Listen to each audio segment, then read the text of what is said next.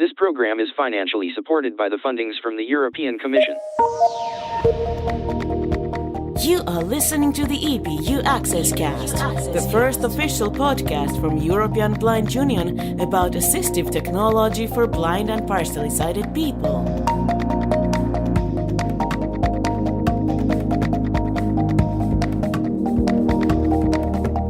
And here are the hosts. Welcome back to another edition of the EBU Access Cast. This is the episode for October 2020. And here we are with another portion of fresh assistive technology news for you. My name is Paweł Masarczyk and I'll be hosting this episode. And today with me I have Tania Claude from Luxembourg. Hello, Tania. Hello, Paweł. Also from Luxembourg coming to us, Mario Percinic. Hello, Mario. Amen. Hey there. And Bart Simons from Belgium. Hello, Bart. Hello, everyone. And now, accessibility in the news. Plenty of news to discuss this episode. Among them, for example, the new survey of EDF regarding the accessibility of public sector websites in different countries, as well as the new Google products that were announced at their latest event. Also from Google, coming a brand new feature of audio description and multi-track support for YouTube videos. Then we can't forget also about screen reader news. There is going to be a new version of JAWS number 2021, as is going to be also an update for other Vispero products with pretty interesting features we'll discuss in this podcast, as well as the new NVDA version. And then, last but not least, the Samsung users among us will be quite sad because voice assistant is going away. But don't worry, there will be a screen reader. Stay tuned and find out more.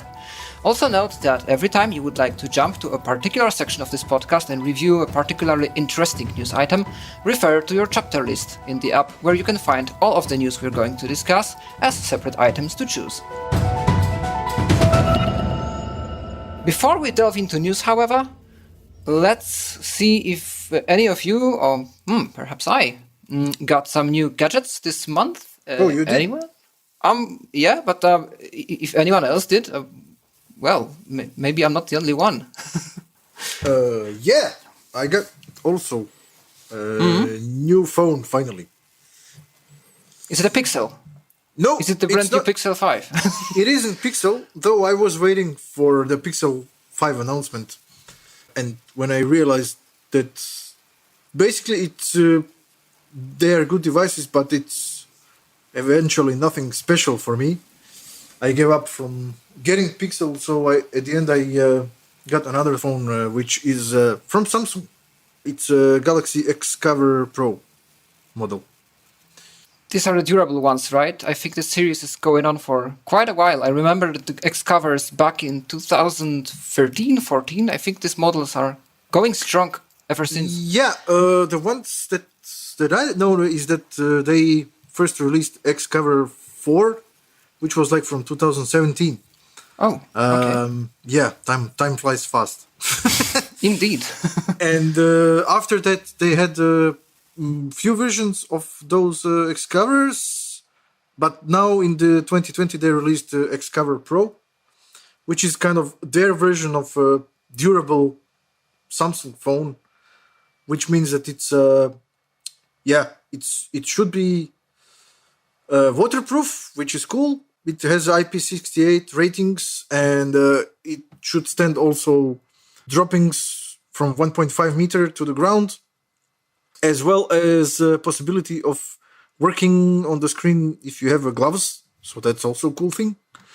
It originally comes with the Android 10, and it belongs to the huge update scheme for the phones. Multiple Samsung phones now that belong to the 3 years period of the update scheme, which means that I might be getting even Android 13 when it comes out. So that's a cool thing. Yeah, you're secured for the years to come. Yeah, absolutely. Hardware-wise, it's kind of similar phone to the A51, for those of you who are familiar with the Samsung devices. So it's like a mid-ranger. I mean, it's not anything high up, but it's for what we need and what I need, it's absolutely more than fine. It's coming with the 4 gigs of RAM and 64 gigs of internal memory, though Android itself is constructed that way that it allows people to put any kinds of SD cards in the phones. So, for example, I put it 256 gigs card, and I can store anything that's not relating to the installation of the software to the card. So, like books, podcasts, all kinds of media that I'm downloading, it can go directly to the SD card. So I'm not abusing my internal memory of the phone, which is fine. And I can tell you that, for example, right now I installed all my apps, which is like I have about 150 apps on the phone, and I have less than half of the space occupied, which is fine. So overall, it's really good.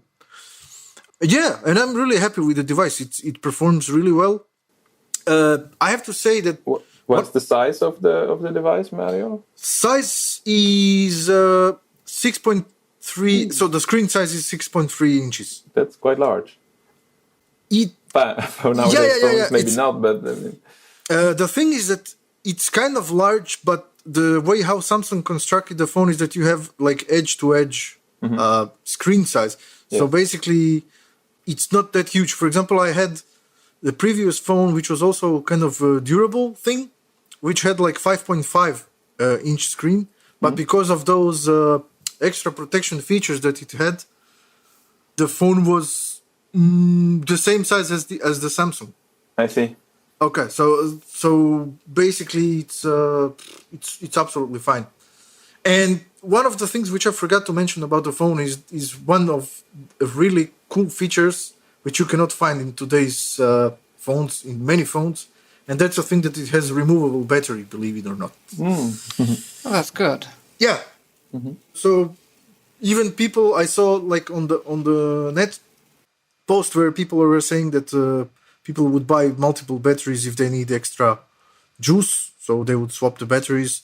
But it's absolutely fine. It's a USB-C compatible, and there is also a Pogo charger, that special Samsung thing, which allows very fast charging. But this has already fast charger, and it does charge really fast. I went like from 0 to 50% in a little bit like 30-40 minutes or so. So it's okay. Nice. So if you need some, quick recharge, that works very well. What else? Yeah, the accessibility of the phone is fantastic. I have to say that, I was coming from the Nexus phones when they were available for a long time, like which ran stock Android, and I had Moto G device in the past, and that Cubot phone, which also was kind of stock Android thing. And but I have seen some Samsung devices in the past from the other people, but the amount of features and customizations which the device has is absolutely outstanding. So I have to say that it's great to see like how much Samsung UE integrated all the things relating to the accessibility, but also it has like much more functions from Samsung integrated into the phone. Like wherever you go into the settings and customizations, you will find additional features that are not available like in the native Android. But in the same time, most of those features are 100% accessible for us. So that's cool thing. And one of the reasons why I picked up this phone is because it has physical fingerprint sensor.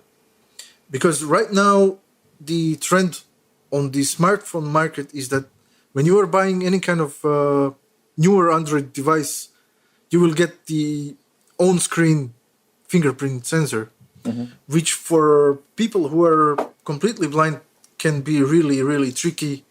And when I was even talking to the other people on the Android lists about this, all of them told me like, yeah, you can get used to it, but you will never be 100% precise. And especially... Do you mean you have to put your finger on a very specific area, but you can't touch it, you can't feel it? Yes, but the other thing is that also when you are defining your fingerprint in the settings for the first time, you can basically put your finger wherever you want on the screen. And then next time it has to be on the same spot. Exactly. And that's the thing. For example, some people said that they kind of solved this problem with some different kind of casings where they would have some certain spot in the case where they would touch it or so and so and so. Cut out. But it's, these are all the issues where you are not required.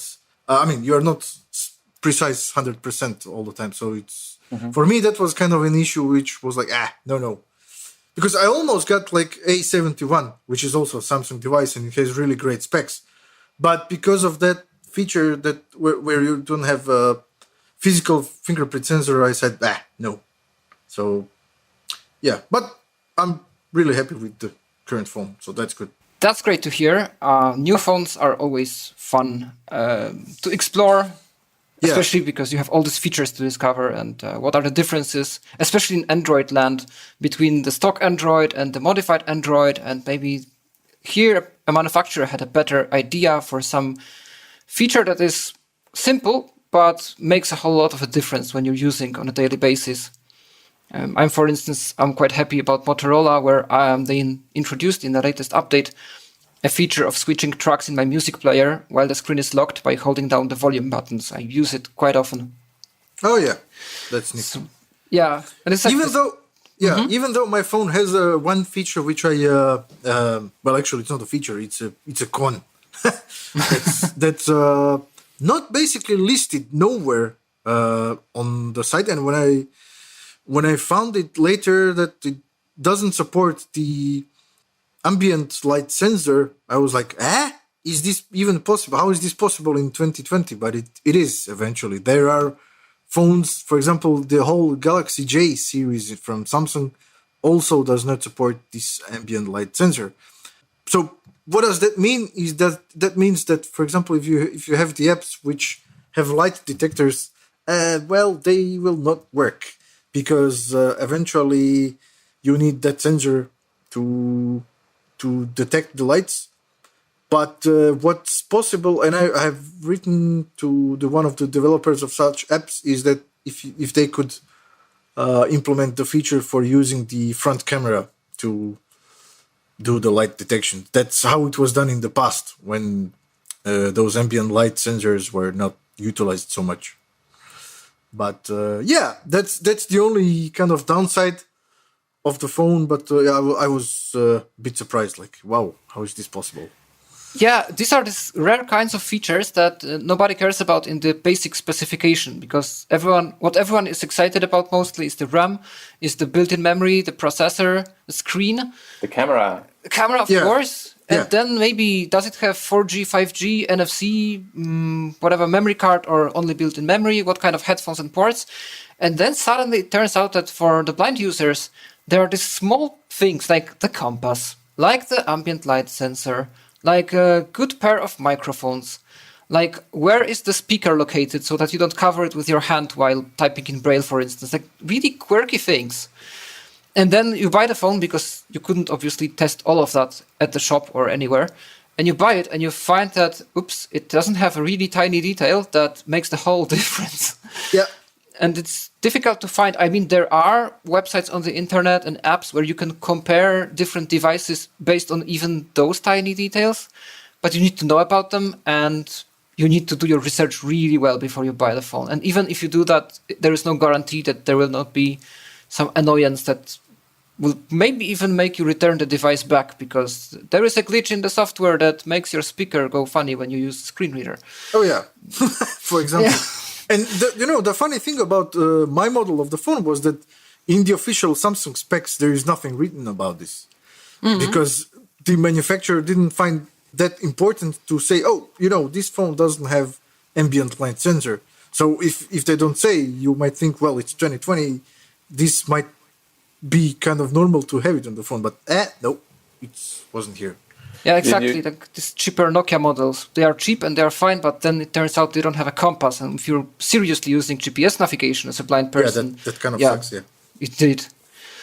Do you know the Gary database from the Mobile Manufacturers Forum? I heard about it. Yes, I heard Yeah. for them. It's a website where you can compare phones based on specific requirements, like for accessibility, for different handicaps, and they're always open for feedback. So if there are features that are important for choosing phones specifically for visually impaired people, you can always suggest them to add it to the list, and it's the manufacturers who have to fill in the information. So at least they will be triggered if they see some new questions that they are relatively important for some of their potential buyers. Yeah. I think also GSM Arena has a really advanced filtering system. You can just go on there and sort your options by really, really different criteria. Okay. Yeah, they do, but it's kind of general. It's a general kind of website, which gives you absolutely good info. But I also checked the Gary site that Bart just mentioned, and yes, it is definitely accessibility oriented. Yes. Thing. So yeah, that's good. Yeah, so straying away from the phones, I also have something new, which I incidentally won in a competition. So look out for- Congratulations! Yes. Thank you. Also, if you see some kind of competition done by either a manufacturer of a device that you think you like, or a shop that is selling this kind of equipment, consider taking part, because somebody always wins, and it may be you. So it's actually interesting. What I have is an aid, an assistive technology piece called FieldSpace the Navi Belt, which is pretty much what it says, a belt used for navigation. The way I understand it, it's a compass that you wear around you as a belt with Velcro, and you pair it with an app that they have of a Bluetooth, and you use it like a proper GPS app, except the direction to your destination is given to you via vibration on one of the sides of the belt. So you can feel in what direction you should turn. So in Did short, you But the rest time- of the information is spoken by the app then in 50 meters, and then you feel the yes, you have to buzzing watch. on You have to watch right the hip. app. Yeah, exactly. Did you have the time to test it outdoor? Yes, and it works fine. Maybe it's the magic of Innsbruck, where I currently am, because I find myself taking longer walks than usual here. Somehow everything is accessible from within walking distance, and it's not that difficult to walk around here. But it really, really helps, and it makes a difference, because when you have Does the app then do its own turbine turn direction, or does it go together with TomTom or with Google Maps? Or yeah. it does its own.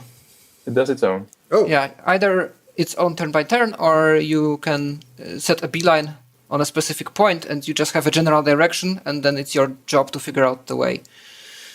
So like most navigation apps for the blind do, actually. Yeah, but it's another one. It's not using Via Opta or one of the other. Nothing existing external, ones. no. Yet another one. Okay. Yeah, and Interesting. it also has a compass feature where you can get your general world directions via the same way, the vibration. And also street crossing mode, where when you set yourself against a street crossing, you turn it on, so you feel the vibration. You go through the crossing, and when you stray a bit away to the left or right, you can feel that the vibration changes, so you know how to position yourself to go in a straight line. that's interesting. That's quite smart indeed. Yeah, so it's an interesting device. Yeah. Since it's a vibrational thing, what about the battery? How long does it last? It's supposed to last a minimum of 8 hours. And it's also interesting how it's signaled to you, the battery, the percentage of battery that you have. Basically, all of the motors, of the vibrating motors, will vibrate around your waist. And the sooner it ends, the less battery you have. So if it only reaches, I don't know, somewhere on your back, then you better charge it. Yeah. Okay. So it's... it makes a circle. yeah, exactly. Okay. It's an interesting way of indicating information. Yeah, so... Very haptic. Indeed. Yeah. But And you can also- I remember I saw that device as I don't remember if it was a prototype. I think it was still in the prototype in Yes, the we Site saw City. it on Site City 2017. I think 19. at that time, no, I think 17. 17. What? Yeah. Yeah, because it was not the year when we went on SciCity with Pavel, but it was the 2 year before event. Man, that flight time Yeah, really flies. and I think at that time it was not in stores yet. Yeah. Yeah, it was a well, prototype. then, time It was really quite flies. interesting, but Yes, we but it had the was- possibility to test it only there, indoor. So, you're limited. You cannot really test it, how it works on the street and so. But it was quite interesting. Yeah, that's the problem with many interesting devices on events. Either it's for outdoor usage, so you can't test it because you're indoors, or something happens to the internet and the internet features of something don't work. Yeah, it's sometimes you can only take a look at the device and be happy that it looks nice. But yeah, so time flies and the devices develop, which is good. That's the good news, yeah. Yeah. So, Well, congratulations, man. thank you. And yeah, as I said, if you see a nice competition somewhere around the corner on the social media or newsletter, consider taking part. People win at those, actually. Okay, so having said all of that, let's go straight into our news. And we start off with something that we already discussed the last time. So the deadline, the magical deadline of the 23rd of September, where all the websites in the EU, in the public sector, should become accessible. Have they or have they not? The EDF wants to check that in their latest publication. And for this, they need your opinion of every one of you who has some experience in their country. Tanya, you have some more information about this, right? It's a survey that we have to fill in? Yes, exactly. It is a survey as of the 23rd of September this year. All European public sector websites have to be accessible for persons with disabilities. And in this context, the European Disability Forum launched this survey.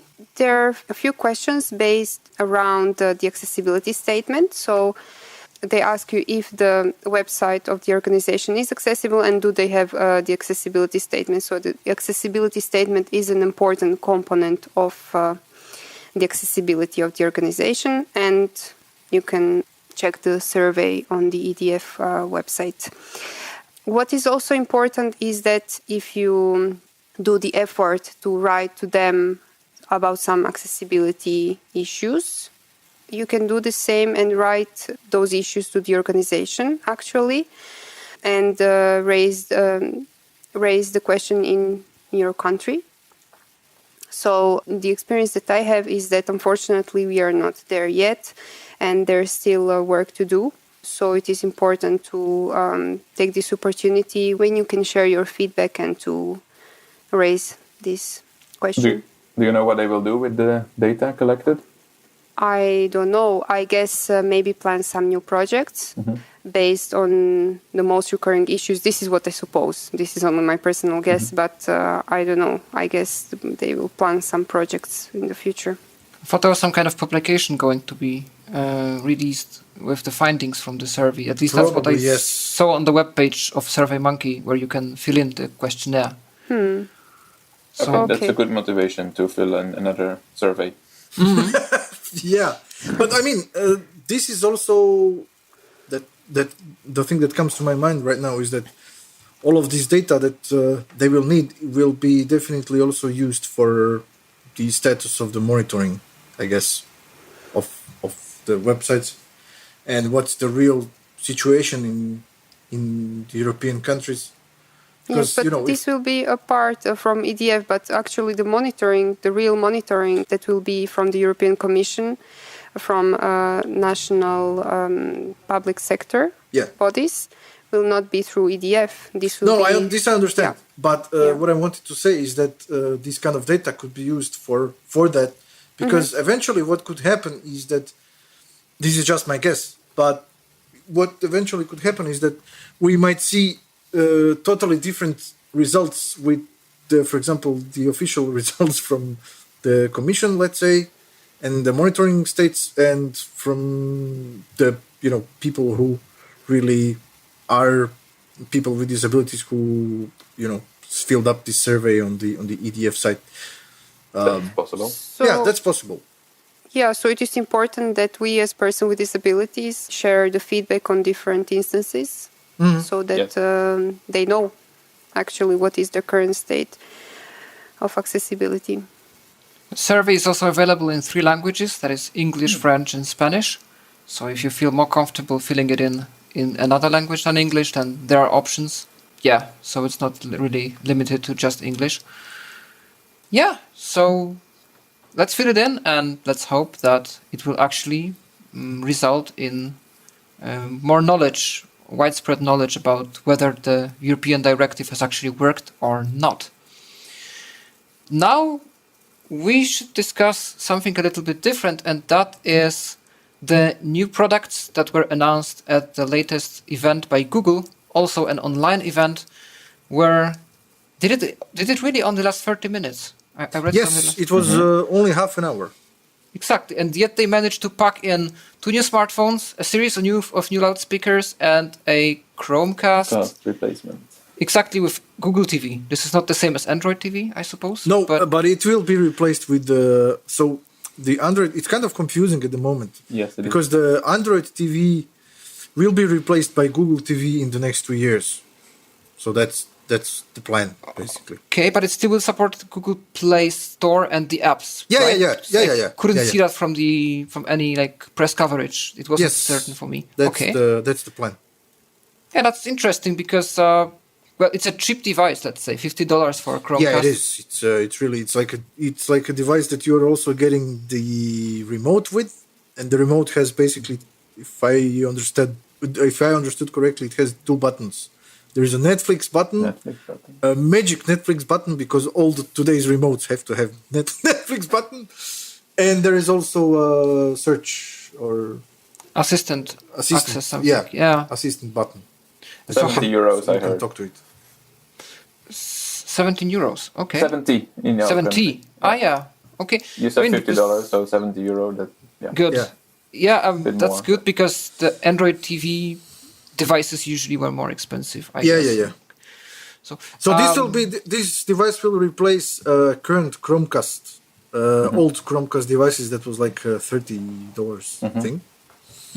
And who needs a new Chromecast? Yeah, that's what we have now.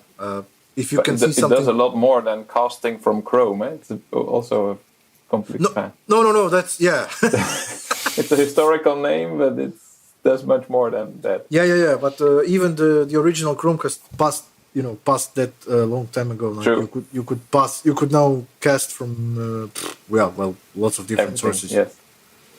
Yeah, if you look in Google Play under Chromecast, you will find really a lot of creative uses for this. There is even a microphone option, so you can turn your TV into sort of megaphone style broadcast device. There are even, I think, apps for playing old school games on Chromecast, so you have a sort of like gaming console controlled with your phone as the pad. It's not just like boring sending of photos or videos from here to there. It's a really well-expanded solution. Do we know how to control this device? So when the Android is already on there, hopefully TalkBack will be as well. How do we control where do we make the gestures? Or where do we? No news about that yet, so I can say. That'll be interesting because Google usually includes something. I think even with Stadia there were accessibility mentions, so I'm pretty sure they have something. There must. We just have to wait. Yeah. And the new Pixels with 5G. They also announced a new Nest audio speaker, which is basically replacing the original Google Home. I have to say that regarding their presentation, which they streamed, they did kind of gimmick thing, which I found quite annoying as person who is being working with audio, because they were saying that the new speakers, besides having a little bit different look and blah blah blah, that it has a new that the overall sound is 75% more louder, and that it has like 50% more bass than the original speaker, blah blah blah. And then you could see in the presentation thing where they said like, oh, now we are going to show you like the presentation how it sounds. So you see that you could hear really in the presentation Google Assistant announcing that the song will start, and eventually that presentation was coming out from the speaker. But then when the song started, they switched to the original sound of the song, how it sounded. So they were faking basically how the device sounded. Naughty.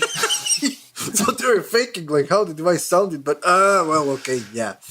But I mean, okay, I'm sure that there is a kind of improvement definitely on the sound point. There is one thing which is kind of let's say huge for people, because from what I understand is that they were saying that if you, for example, right now you can pair two of their Nest audio devices and they can be paired in stereo, while the old Google Homes couldn't do that. You could make a group of speakers in different rooms, but they couldn't run in stereo if you had like two of them together. And basically they are also looking to, if you have like two of them together, you could completely replace your, let's say, stereo system at home if you want to.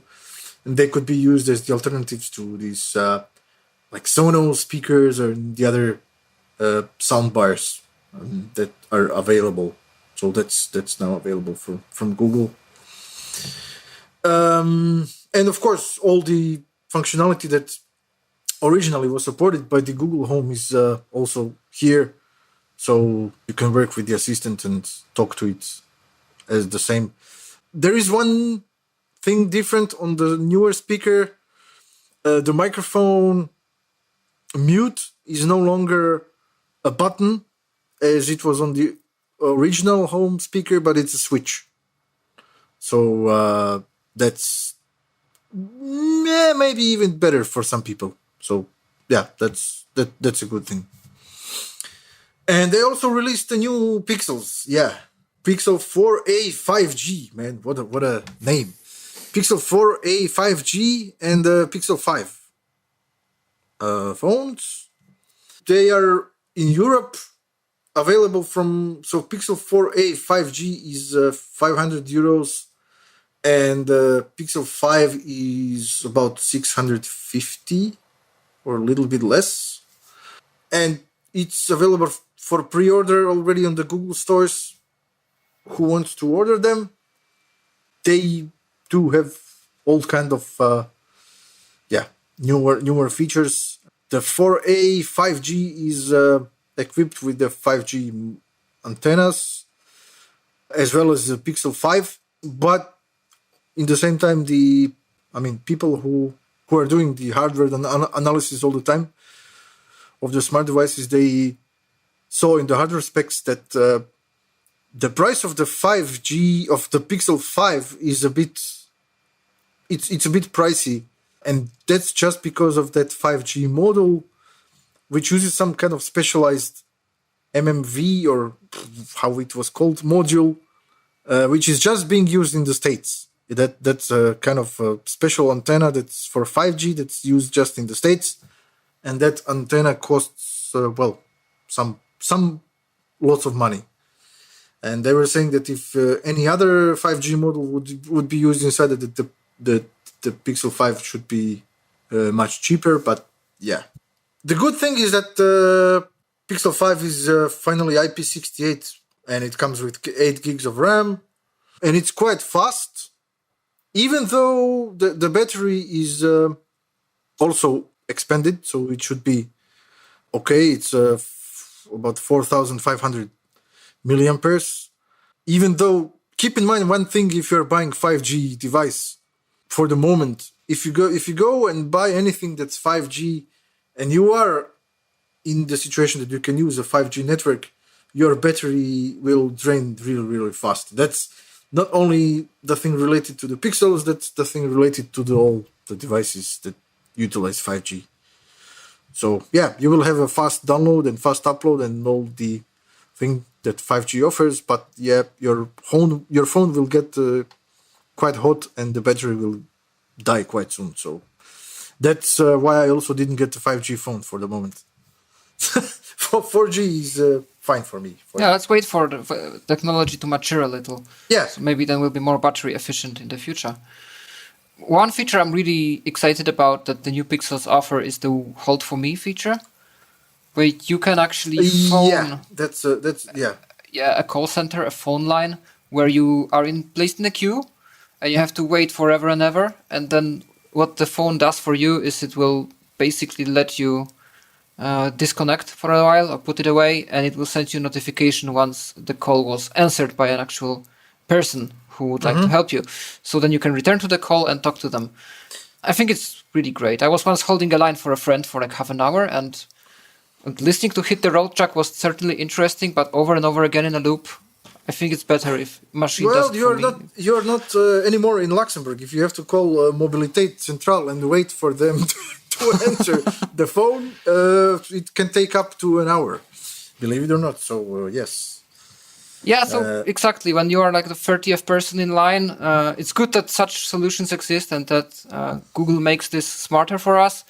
Well, there were these plans, the duplex feature that was supposed to, and I think it's still works, but only in English and in the States. Yeah, but I'm also wondering how this hold feature eventually works. I mean, is it listening? Is it listening? What kind of message does it say that you have to wait?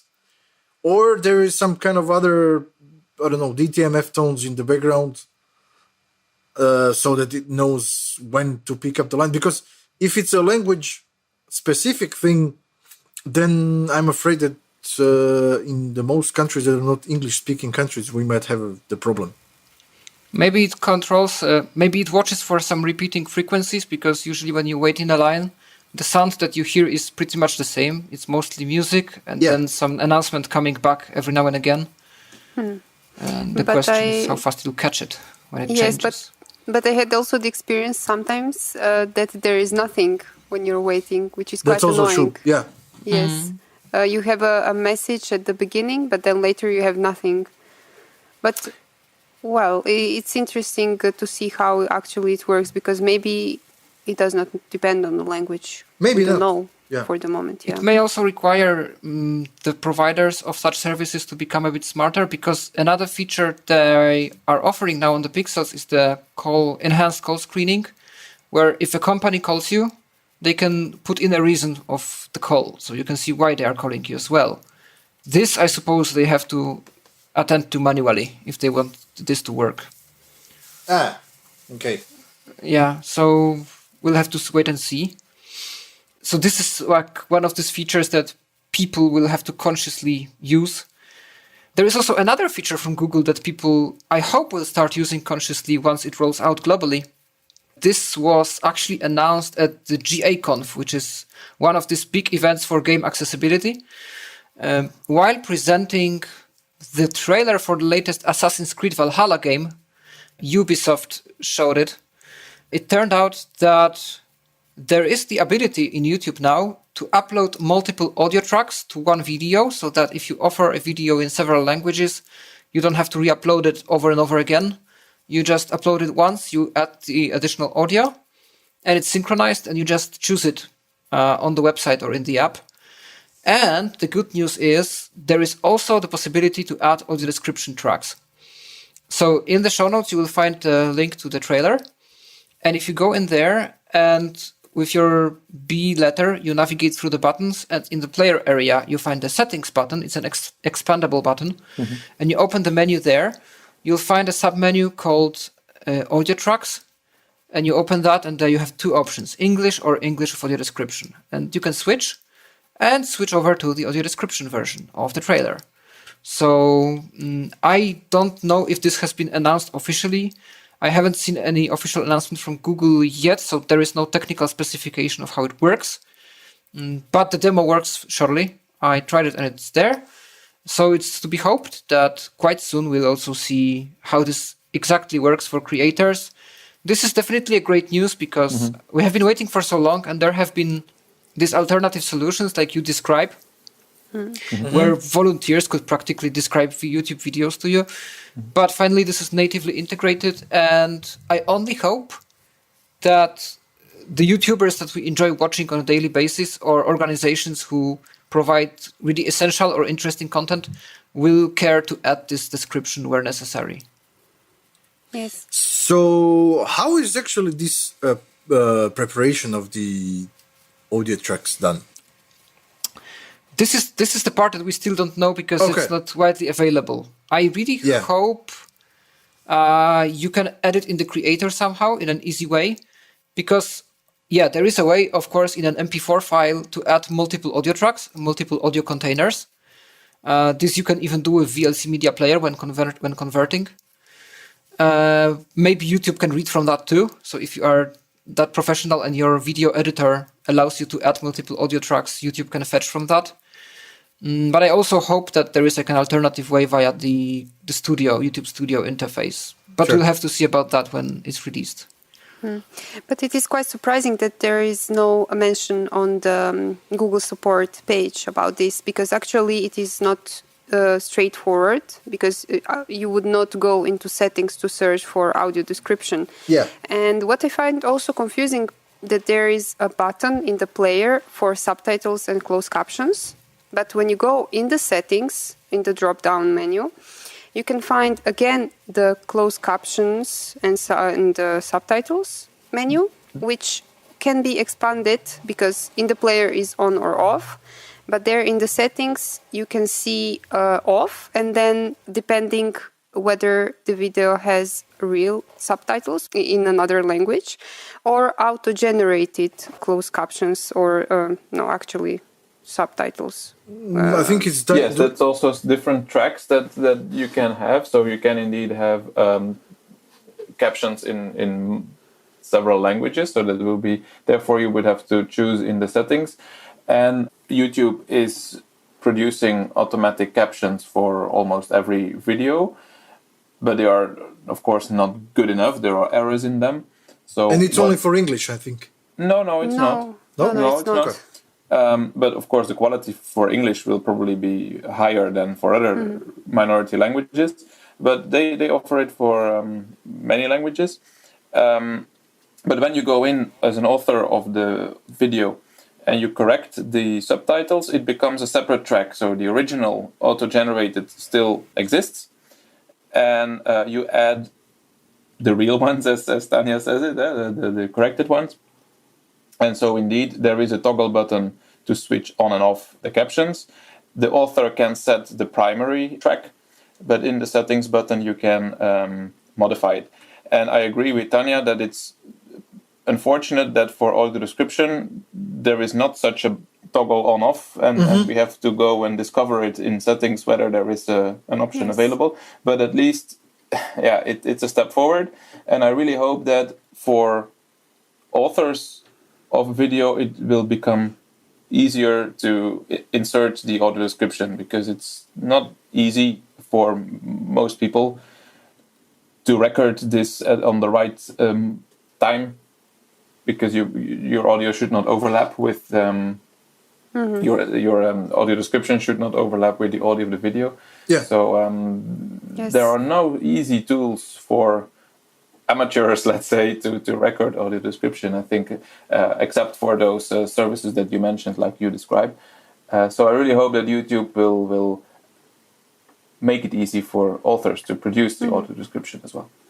But I also think that they should think how to make it easy for users, because I think it is confusing to find closed captions under two different menus, or one in the player directly and the other in the menu, and the audio description that is hidden in the settings. So I think it should be organized a little bit more different, but maybe the time will show.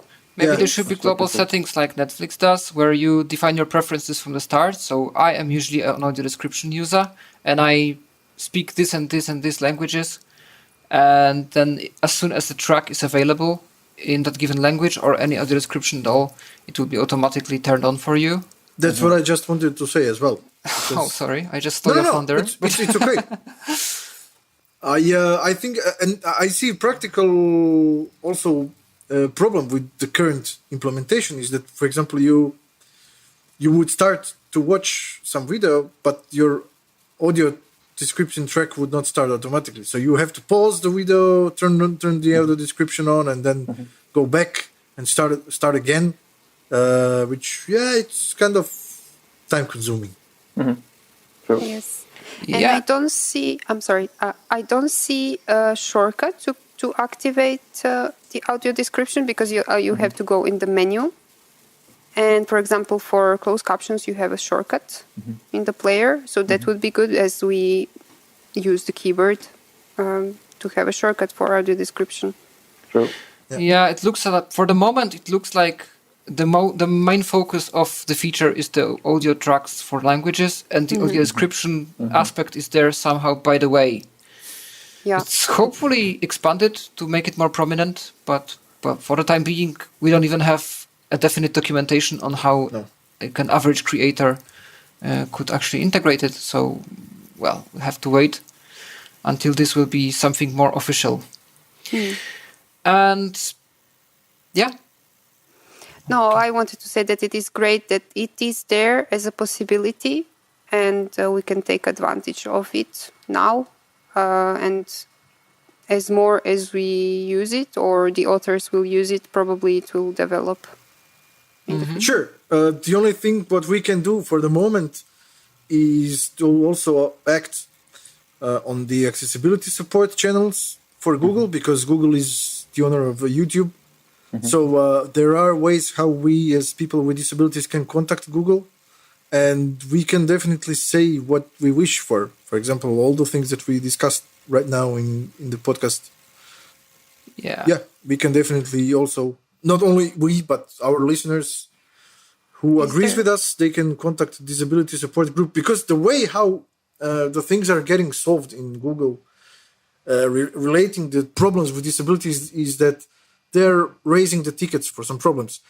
And if certain problem gets enough votes, then it gets solved out. And so, the more people react on it, the more the end results we will have. So that's good. Is there a place or website where we can react about this related to YouTube? Yes, so there is a... We can put also the link again for the contact information for disability support channels. Basically, you can also use Be My Eyes and call the disability support from Be My Eyes directly and communicate that thing with them verbally. Or if you want, you can do that in written form as well. That's how I raised, for example, a few issues myself as well. Yeah, so they also care a lot about what you say on Twitter, because if you talk about their products and the accessibility, even in your private tweets or not private messages, but private tweets where you don't mention Google specifically, or you talk to somebody on Twitter and you say, yeah, this doesn't work in terms of accessibility, suddenly it turns out they respond to your tweet and they say, would you like to raise an issue with our technical support for accessibility? And they give you a link. So they definitely would like you to give them your feedback. And also, if you're using Android, every app that Google made has a more options button where there is the send feedback option. Yeah. Then it's escalated to the right department and the right team responsible for this particular app. Speaking of accessibility and being close to screen readers, we quite often mention what's new with Vispero products. And this time it's no different because, well, the year 2020 is coming to a close quite soon. And the year 2021 is coming, and with it, the new versions of JAWS, Fusion, and ZoomText. And they have some interesting features, especially one, which is the voice assistant, nicknamed the Sharky for JAWS and Zoomy for ZoomText. Really? So when you call out Sharky, you can ask to make your speech faster, make your speech slower, read from this moment on, and do some kind of recognition. Like a lot of commands that you normally use with your keyboard shortcuts, you can call out from your microphone. And this is really interesting. I wonder if a lot of people will use it. Definitely it's useful for people with motoric impairments. Absolutely, yeah. Yeah, as they don't have to use any external software to do the work anymore, because obviously it was possible before to use the computer via commands. Now it's built in. But I think also for many of us who are sometimes doing things in the background and, I don't know, reading a book, for example, and we would like the speech to go slower, or we would like to pause or resume, this would be definitely useful when we have our hands busy with something else. For the time being, it's available in, I think, 6 languages. There was English, French, German, Dutch, probably Italian and Spanish. And it uses the Microsoft Speech Recognition engine, which sadly is not yet available in a lot of languages. Mm-hmm. So many users will not be able to use it for a while, I'm afraid. And yeah, it's an interesting enhancement, like in this era where every company has their own voice assistant. Mm-hmm. Now Vispero is doing the same for a screen reader, and I think it's an interesting move to innovate. Mm-hmm. Do you know if speech recognition is linked to the language of JAWS? Or you can change it manually? I don't know yet, but I would suppose it rather will be. Mm-hmm. Unless there will be a setting for this somewhere. But it would make most sense, because then it's using the same translation basis. Yeah. So I think it will be like that. Mm-hmm. I will have to see. And also, other than that, now JAWS is able to give a bit more in-depth description of images in the recognition mode. It can also insert the OCR content straight into an Office document. And yeah, it receives a lot of enhancements for the OCR module, and that's the focus of this update, I would say. So watch out for the beta. It's already available. And yeah, if you have any experiences with Sharky, give us your feedback. Would be interesting to hear it. And not only Vispero updated their products, because also NV Access is proud to present the new NVDA version. It's the 2020.3, I think. It's the RC at the moment. I mean, the stable release is just behind the corner, basically.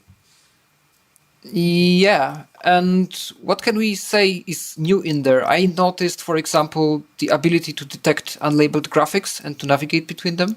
Mm-hmm. And there is also the option to assign any system shortcut, keyboard shortcut, to a shortcut of your choice in NVDA. Then They also have now touchscreen support shortcuts as well. Oh, that's nice. That's really which can be toggled. And what's there? I think some more area. I think area mark, one of these values. One of this. And among many different bugs which they solve from version to version, there is one thing which got solved, and I'm pretty happy that it got solved out. And that's the thing that eventually was causing some sound cards to make the problems with speech synthesizers, where you would, for example, read something, and then you would hear for the beginning of the word cut out and the end of the word cut out again. And that would also affect like the USB speakers or USB headsets, even Bluetooth headset especially. So what they've done in the new beta release was that they left the communications channel between the speech synth and the sound card open all the time, so that there is no more those cutting issues, and that's supported for all the speech synthesizers for NVDA built-in, like eSpeak and all the new Microsoft voices. So that's good. I think there was a plugin for that at some point. There was a plugin for Bluetooth just. Yeah. Yeah, that was a plugin for Bluetooth, but it's no longer I think, in development. So right now it's no longer needed, basically. I'm really happy about the system emulation thing, because if I get it correctly, I think we are, for example, able now to assign a certain shortcut to Braille display accords. Yeah, that's correct. That's great, because, for example, my difficulty with switching to use Braille more is the fact that I use Twitter a lot, and these specialized Twitter clients have a lot of shortcuts that you need to use in order to operate the program fully. And yeah, until now it was really difficult to press all these Windows, Alt, Control, arrow keys. And hopefully now it will be possible to assign some kind of Braille chord to this shortcut, and this way access Twitter or any other software more conveniently. So you can assign them not only to NVDA's own commands, but also to other programs, shortcuts in general.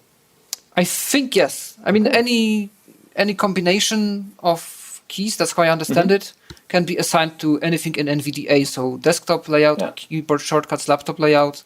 As Mario said, touch screens, and I believe it should also work with Braille displays.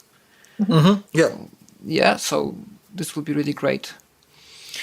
And we'll still stay for a while in the screen readers land, because, well, two of them are getting an update and one of them is going away, and that is the voice assistant from Samsung. We have seen the changelog for the One UI 3.0 based on Android 11. So that's what you, Mario, are going to get probably quite soon. And the changelog mentions that the voice assistant app is gone and TalkBack comes back. So, yeah. That's a big news. It is. Though I have to say practically that when I was configuring my phone, I could get the voice assistant running right away. So, for example, I would press the two volume keys on the phone, and if you hold them, the accessibility comes up. So the voice assistant comes up. But then later, of course, I had to download TalkBack. I mean, now it's called Android Accessibility Suite from the Play Store. And what I noticed right away when switching from one to another is that the voice assistant is much more clunkier than TalkBack. Current version of TalkBack. And one of the reasons why voice assistant is more clunkier is because the way how Samsung built the voice assistant was that they downloaded really, really old repository of the TalkBack, which was basically available for general public under, was it open source? I don't know, but it was available for download as a source code. So they forked that old version of TalkBack, and they implemented lots of functions which people liked because it had quite similar usability as the voiceover is on the iOS devices.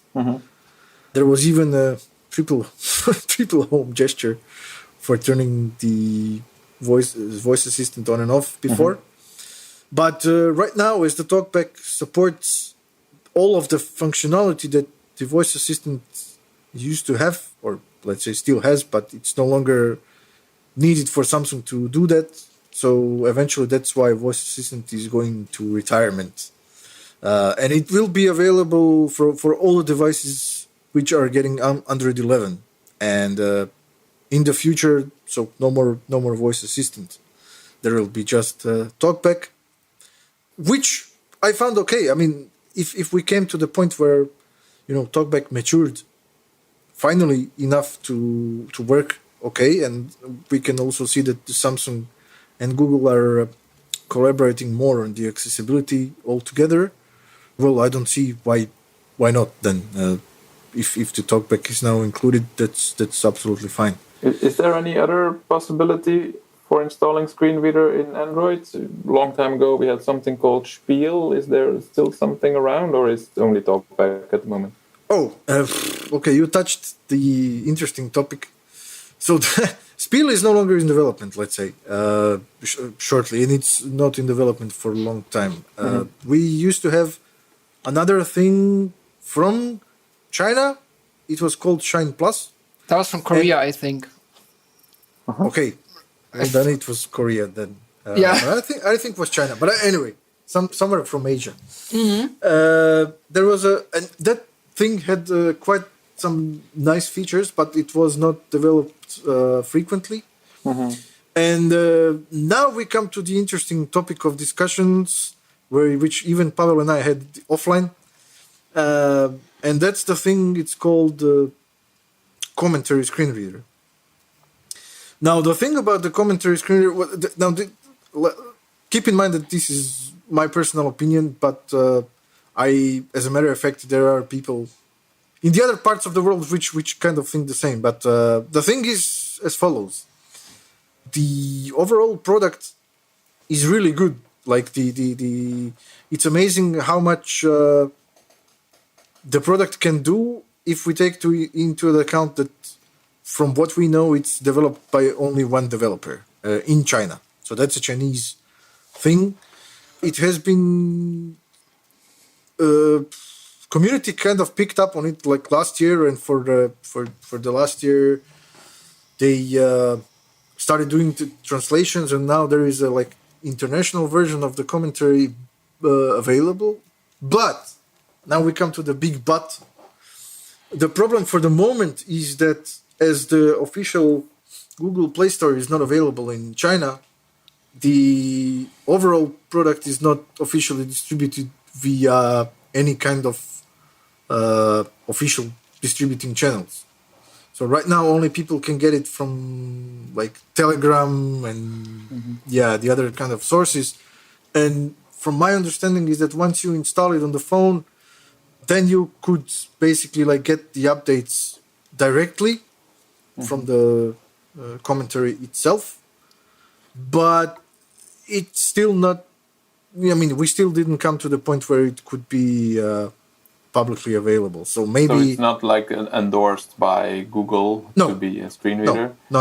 And there are no other... It must not be an easy job to develop a screen reader competing with TalkBack, Google's own product. Must not be easy. Basically, absolutely not. I mean, Android gives you the possibility to do that, obviously, because you can install third-party things. Yes. But then, it's hard to find a product that is something more than somebody's hobby, that somebody seriously picks up on and develops. There are, of course, also like special phones made for the blind, which have some custom screen readers on them. I think Capsys is one such device. Yeah, but we didn't hear for them for a long time, actually, if there is anything new. So I think there is NVDA also started as a project of two people, so it is possible, but it's hard work to build and maintain a screen reader for all these devices. I was just saying it's difficult to find an example like working out there. People have been trying to fork TalkBack, of course, and add some things on top of it, or change sounds, or do anything to it. But at the moment it's mostly TalkBack. It's a long-term project that's very heavy, I think, to maintain. Yeah. But as I said, regarding the functionality, people are really happy with how this commentary performs, and in some ways it even works better than TalkBack. People are especially saying that regarding the responsiveness of the devices, it's much more responsive than what TalkBack is. But the question remains: do you trust your device in the hands of one individual? Yeah. Sure. And especially, I'm not kind of conspiracy theorist, but, if something comes from China, well, then as today the situation is kind of, tricky. There was, at a certain moment, I remember even there were lots of, I would say, unnecessary questions that the commentary was asking for users for the permissions rights. And there was a huge debate about it on the Android lists, why it needs that permissions and so on and so forth. So I would think that if you wanted to do that kind of thing, that there are bigger markets than the screen reader users to target. But you never know. Of course. Yeah. But that's how it is. But I mean, as of the official channels, TalkBack is the official screen reader what we have. The only one in the Play Store. The only one in the Play Store, and it does get better, and I think that we should absolutely support the fact that this is happening. What's happening with the situation, for example, with the voice assistant. I mean, coming back on the topic, that now it suppresses and basically it changes for the voice assistant. So that's good. Yeah, I personally would miss a couple of solutions they had in the voice assistant. Particularly, I believe there was an option to quite quickly navigate between activities if your app offered actions. For example, in WhatsApp now there is an action to mark an individual message, so you can mark a couple of messages and select them and perform batch operations. And in TalkBack you have to open a menu and find the action. Not that much work, but if you think about the rotor on iOS and the way actions are organized there, it's really handy. You just turn the wheel to the right position, slide down, and there you go. And you can, for example, delete a message instead of double tap and hold, find the option, do something else. And in Samsung, you could basically scroll with one gesture, if I recall correctly, between the actions, and then you just chose it on a particular element. So there was no need to open new windows. Okay, true. But maybe this kind of thing will be expanded in the Android 11. That's something we don't know for the moment. Yeah, hopefully this will be, because I never found this interface of actions that convenient. And I wasn't the only one, because Facebook was considering adding the actions as well for the posts. So you have one flick per post, and then in the actions you can like, comment, and do whatever you want. But then they said it makes as much sense to implement this as to put an actions button next to the post element that you double tap and you choose from an extra menu. Yeah. So they eventually, so like one of the biggest developers for the Android, they gave up on the idea altogether, which is sad, but maybe the interface will be reorganized in the future.